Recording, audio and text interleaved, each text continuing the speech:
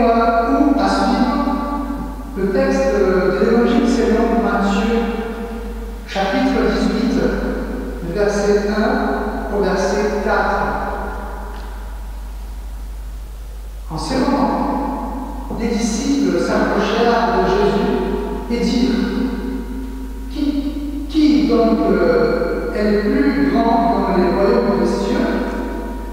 Jésus, ayant appelé un petit enfant, le plaça au milieu d'eux et dit: Je vous le dis en vérité, si vous ne vous convertissez et si vous nous devenez comme les petits enfants, vous n'entrerez pas dans le royaume des cieux. C'est pourquoi quiconque se rendra humble comme ce petit enfant sera le plus grand dans le royaume des cieux. Je vous invite à la prière. Seigneur, voici nous devant ta parole vivante. Parle-nous, Seigneur, transforme-nous. Au nom de Jésus. Amen. En fait, j'aimerais bien faire un petit exercice d'imagination. Imaginez que vous êtes un gardien au foot. Voilà, je parle de foot. Un gardien. Et que vous êtes un bon gardien qui joue dans votre équipe. Et que Didier Deschamps, il commence à faire l'appel pour jouer dans l'équipe nationale pour la Coupe du Monde. Voilà, en décembre.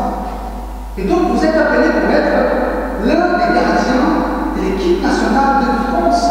C'est pas mal, n'est-ce pas? Par contre, vous êtes le troisième gardien. Ça veut dire quoi? Ça veut dire qu'il est fort possible que vous n'allez pas jouer la Coupe du Monde. Parce qu'il faut que le premier gardien il se blesse, et le deuxième aussi, tu entres pour jouer. Et soi-disant que la France emporte finalement la Coupe du Monde. Ça, c'est vrai. Après, un cœur orgueilleux et un cœur humble pour tout changer. Si ces gardiens, le troisième gardien, il a un cœur humble ou un cœur orgueilleux, ça peut changer sa façon de voir les choses. Si ces gardiens, il a un cœur humble, il va dire: waouh, je peux me réjouir avec mon équipe, avec mon pays, parce que nous sommes des vainqueurs. Même si je n'ai pas joué, j'ai quand même un rôle, je puis quand même encourager mes coéquipiers. Après, si le cœur de ce gardien est orgueilleux, il ne pourra pas se réjouir avec son équipe. Pourquoi? Parce qu'il n'a pas joué. Il n'a pas montré sa gloire au monde entier. Et en fait, ce que Jésus nous montre par ce texte, c'est l'importance des chrétiens d'avoir un cœur humble. Et on a cette histoire, quel incident raconté par les trois évangélistes, par Marc, par Luc et aussi par Matthieu. Cette histoire a été racontée 3 fois, ou plutôt l'essence de cette histoire, son contenu, parce que chaque histoire, il a des éléments différents. Pourquoi? Parce que les évangélistes et même Jésus, ils voulaient réitérer combien le thème orgueil et humilité, c'est important dans la vie du chrétien. Nous vivons dans un monde où l'humilité est presque un défaut. Donc si nous voulons avancer, l'humilité va toujours vous retarder, va empêcher vos objectifs. Et nous vivons dans un monde où l'orgueil est une vertu. Voilà, être orgueilleux pour avancer, pour réussir, ne jamais baisser la tête. Cependant, en l'éthique de Christ, l'humilité est centrale. Et l'humilité doit être un acquis pour tous les disciples. Donc avant de parler d'humilité, notre texte parle de l'orgueil. Et un orgueil caché chez les disciples. Les disciples marchaient tranquillement et ils ont posé une question. Qui est le plus grand dans les royaumes des cieux? Alors on voit que petit à petit, ces disciples qui ne croyaient pas au royaume, finalement, ils les croient. Mais petit à petit, l'orgueil s'installe dans leur cœur. Et en fait, dès que l'orgueil s'installe dans nos cœurs, il dévore notre âme. Il détruit, l'orgueil brûle notre âme. Alors, avant de parler de disciples, qu'est-ce que c'est l'orgueil? C'est vrai que Jésus ne nous dit pas, et il ne fait pas une conception, un concept de l'orgueil. Il ne dit pas l'orgueil est donc 2 points. Mais quand même, j'aime bien la définition d'un théologien qui dit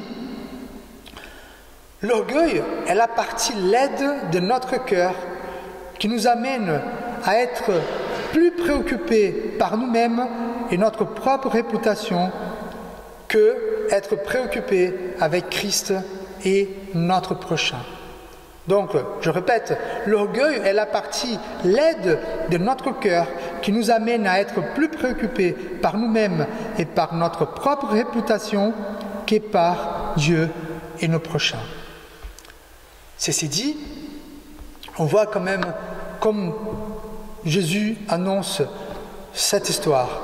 Donc Jésus, il a dit à ses disciples, voilà, que le royaume de Dieu est venu. Dans tous les évangiles, ça c'est clair.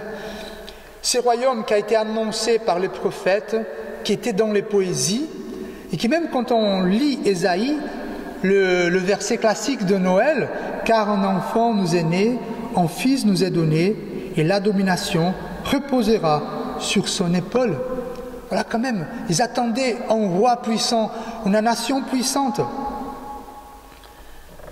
Et en fait, cette annonce faisait les disciples rêver. Quand même, ils marchaient à côté du roi. C'est lui qui multipliait les pains et la nourriture. Mais au chapitre 17, Jésus, à un moment donné, dans leur chemin, il va annoncer aussi sa mort. Cela va, bien entendu, affliger les disciples, mais aussi, ça fera les disciples se soucier de leur avenir. Alors, si le vrai roi partira, qu'est-ce qui se passera avec les amis fidèles de Jésus? Et donc, c'est pour ça qu'ils veulent savoir de la bouche de Jésus, qu'est-ce qui se passera. Donc, puisqu'ils étaient orgueilleux, ils s'inquiétaient de leur propre avenir. Par contre, pas dans le sens positif, parce que je pense que tous les pères et toutes les mères de famille, ils se soucient de l'avenir, n'est-ce pas? Ça, c'est une préoccupation légitime. Mais par contre, leur préoccupation était plutôt liée à l'ambition qu'ils avaient par rapport au royaume. Et finalement, après l'annonce de la mort de Jésus, ils voulaient à tout prix assurer leur avenir. Au lieu de saisir le peu de temps qu'ils avaient avec Jésus pour se bénéficier de sa présence, ils ne pensaient qu'à eux-mêmes. Imaginez si vous avez une mère ou un père au lit des morts. Et pendant les lits des morts, vous les demandez, alors qu'est-ce que vous allez laisser à moi? Est-ce que vous me donnerez la maison, la voiture? C'est pas bien ça. Et donc c'est ça que les disciples les faisaient.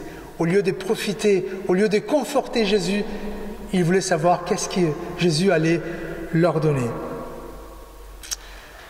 Mais quand même, on voit que cet orgueil qui dévore notre âme, elle aussi, elle nous fait nous sentir, nous ressentir le centre du monde. En fait, les disciples ici, ils ont entendu l'annonce de la mort de Christ, et en fait, l'unique chose que les préoccupait, c'était qu'est-ce qu'il allait devenir, quelle sera ma position dans ce royaume. Et donc, on voit clairement que l'orgueil nous empêche de voir les prochains. L'orgueil nous empêche de nous mettre à la place d'autrui, d'avoir l'empathie. L'orgueil nous fait ressentir que nous sommes les plus puissants, que nous sommes les plus importants. Mais ça continue quand même. On voit que cet orgueil peut allumer les conflits et la discorde. Quand l'orgueil domine notre âme, je n'aime et regarde qu'à moi-même. Par conséquence, tout ce que je fais a comme but ma réussite. Et tous mes amis, tous ceux qui m'entourent deviennent mes concurrents, voire mes ennemis. En fait, le texte au chapitre 17 encore parle d'un moment privilégié pour 3 disciples, les moments où Jésus appelle Pierre, Jean et Jacques pour aller à la montagne. Et dans cette montagne, quelque chose d'extraordinaire arrive. C'est la transfiguration. C'est les moments où Moïse et Ésaïe vont se montrer. Et donc les 3 disciples ont pu voir cette gloire de Dieu. Alors oui, où étaient les autres 9 disciples? Donc c'est vrai qu'entre eux, ils voulaient bien savoir quelle est ma place. S'il est le premier, je vais être le 12e, peu importe. Mais en fait, on voit que l'orgueil engendre en nous un genre de conflit. L'orgueil dévore notre âme petit à petit. Si nous donnons place à l'orgueil, peu à peu, nous perdons la beauté de l'humanité, la beauté de l'être humain. L'orgueil, il nous détruit, frères et sœurs. Quand l'orgueil s'installe dans nos cœurs, nous deviendrons froids, creux, pénibles à vivre, intolérants et solitaires. Et quand nous sommes bien placés, et quand nous arrivons à ce que nous souhaitions, tous ceux qui nous entourent, toutes les critiques, on va dire, il n'aime pas. Il n'aime pas et il est jaloux de moi. Alors, quoi faire avec cet orgueil? La première chose, c'est de reconnaître que nous tous, nous sommes susceptibles à l'orgueil. Ce n'est pas un privilège des vedettes, des célébrités, de ceux qui sont riches, ceux qui ont quelque chose. Nous tous, nous sommes susceptibles à l'orgueil. Après, il faut comprendre aussi que Dieu déteste l'orgueil. Un proverbe 16 nous dit « Tous ceux dont le cœur est orgueilleux font horreur à l'Éternel. » Voilà, et en plus, sans oublier que l'orgueil est la racine de toute forme de péché. Proverbe 16 encore, l'arrogance précède la ruine, l'orgueil précède la chute. Voilà, c'est quelque chose qui nous rend malade, l'orgueil. Mais, Fabio, si nous sommes tous susceptibles à cet orgueil, est-ce que nous nous sommes engagés dans un combat perdu? Pas du tout. Nous pouvons déraciner l'orgueil de nos cœurs. Voilà, Jésus nous montre comment. En fait, le verset 3, il est introduit par une formule classique de Jésus. Je vous le dis en vérité. Et c'est pour souligner l'importance de ce qu'il va dire. En fait, il va nous donner les noms de médicaments qui vont nous guérir. Guérir d'un cœur orgueilleux. Et qu'est-ce qu'il va dire? Quel est le médicament? Ce n'est pas l'humilité qu'il va dire. Le médicament, c'est la conversion. Et dans la bonne traduction, c'est les détournements de chemin. C'est quand on est dans un chemin, la conversion, c'est quand on tourne, on revient. Et donc, c'est ce qui peut sauver notre âme de l'orgueil, c'est la conversion. La vraie conversion est une nouvelle manière de voir Dieu et le monde. C'est la repentance et la conviction de nos péchés. Ceci étant dit, il faut considérer que la conversion selon Jésus n'est pas une apparence d'une vie changée.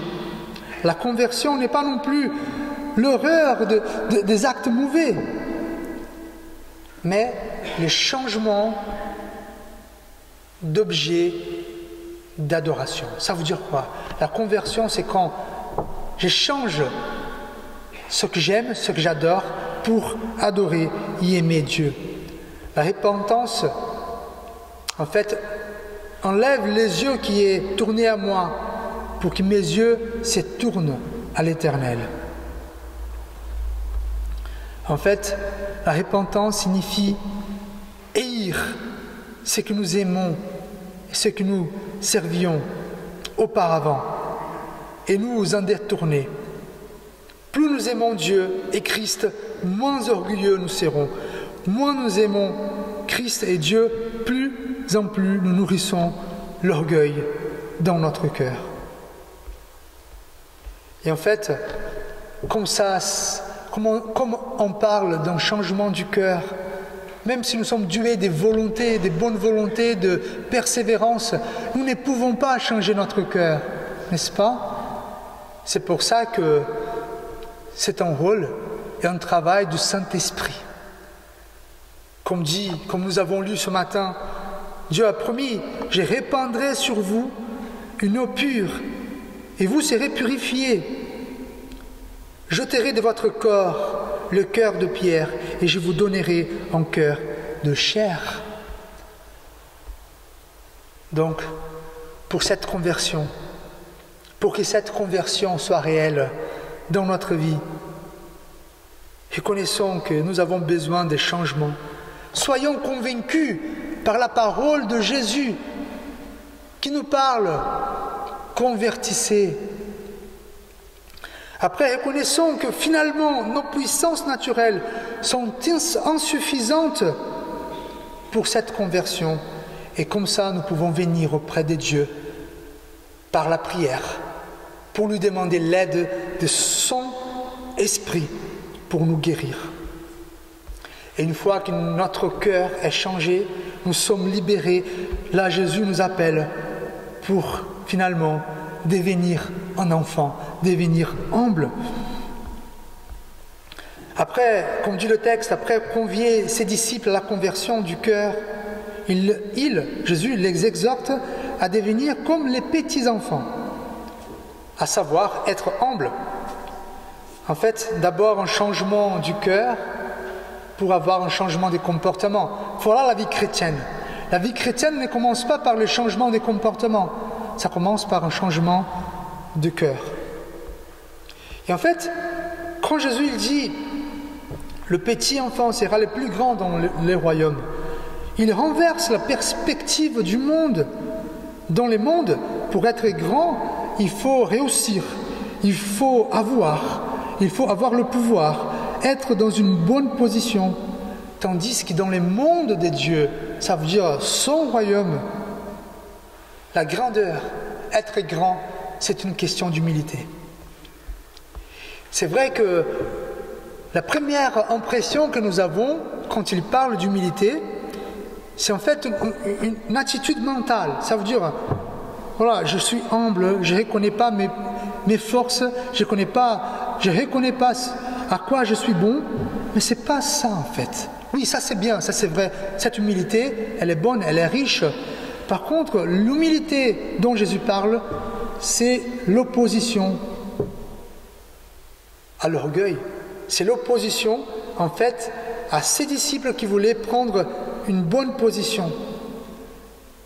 Ainsi, l'enfant, il est montré ici comme un idéal d'insouciance vis-à-vis de sa position sociale.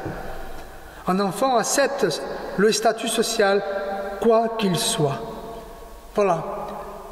Nous, les adultes, nous nous soucions de ce que nous avons, de ce que nous sommes, notre position, mais les enfants, pas du tout. Et en fait, moi, j'ai une vieille voiture. Et voilà, elle est un peu pétrie. Et parfois, j'ai même honte. Où je vais, j'ai honte de ma voiture. Mais mes enfants, ils aiment ma voiture. Ils aiment. Et en fait, les enfants, pour les enfants, il n'y a pas le riche et les pauvres. Il n'y a pas les noirs, les blancs. Il n'y a pas le puissant et l'impuissant, le nul et le fort. Les enfants, ils sont contents avec ce qu'ils sont. Et en fait, les enfants ne sont pas contaminés par la vanité du monde des adultes. Et c'est cet appel que Jésus nous fait, d'être et de devenir comme enfant. Jésus voyait que les disciples faisaient de fausses routes, qu'ils voulaient être grands dans les royaumes de Dieu. Mais là, Jésus a dit non. Là, c'est pas possible. Dans les royaumes de Dieu, il faut se faire tout petit. Alors, quoi faire pour être humble finalement?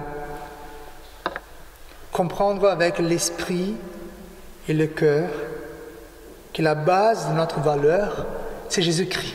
Ce n'est pas ce que nous sommes, ce que nous avons. C'est Jésus-Christ. C'est lui qui nous a donné sa vie. Après, soupçonnons de nous-mêmes. Demandons à nous-mêmes, posons des questions à nous-mêmes. Quels sont mes intérêts? Où se repose ma fierté? Et pour conclure, c'est intéressant que dans l'évangile de Matthieu, les mots humble est toujours employé à Jésus-Christ. Voilà. Et attribué à lui. Sauf dans ce texte où il dit que c'est les disciples et les enfants plutôt. Et pourquoi? Parce que Jésus, c'est le grand exemple de humilité. Je vous lis un extrait de Philippiens qui nous montre Jésus. Ayez en vous les sentiments qui étaient en Jésus-Christ, lequel, existant en forme de Dieu, n'a point regardé comme une proie à arracher d'être égal avec Dieu, mais s'est dépouillé lui-même en prenant une forme de serviteur, en devenant semblable aux hommes, et ayant paru comme un simple homme, il s'est humilié lui-même, se rendant obéissant jusqu'à la mort, même jusqu'à la mort de la croix. Soyons comme Jésus. Comme va dire le verset 5, celui qui reçoit un enfant, reçoit à moi-même. Je vous rappelle simplement que toutes sortes d'orgueil dévorent notre âme. La seule solution pour nous sauver, c'est le changement de chemin, la conversion, et ainsi devenir humble comme un petit enfant et comme Jésus-Christ. Amen. Prions. Seigneur, nous voulons, Seigneur, être comme les petits enfants, lâcher prise de toutes les positions, de tous les privilèges que le monde nous donne. Nous voulons, oui, reconnaître nos forces, reconnaître ce que nous sommes. Par contre, que nous n'ayons pas, Seigneur, l'envie d'être puissants dans ce monde. Aide-nous, Seigneur, que notre cœur se convertisse tous les jours pour que nos yeux se tournent vers toi. Au nom de Jésus. Amen. Je vous invite à vous lever pour recevoir l'exhortation et la bénédiction de la part de notre Dieu. Soyez en paix entre vous. Soutenez les faibles. Soyez patients envers tous. Soyez toujours joyeux. Et n'oubliez pas, convertissez et devenez comme des petits enfants. Que l'amour de Dieu notre Père, que la grâce de Jésus-Christ notre Seigneur et Sauveur et la consolation du Saint-Esprit soient avec vous tous, aujourd'hui et à jamais. Amen.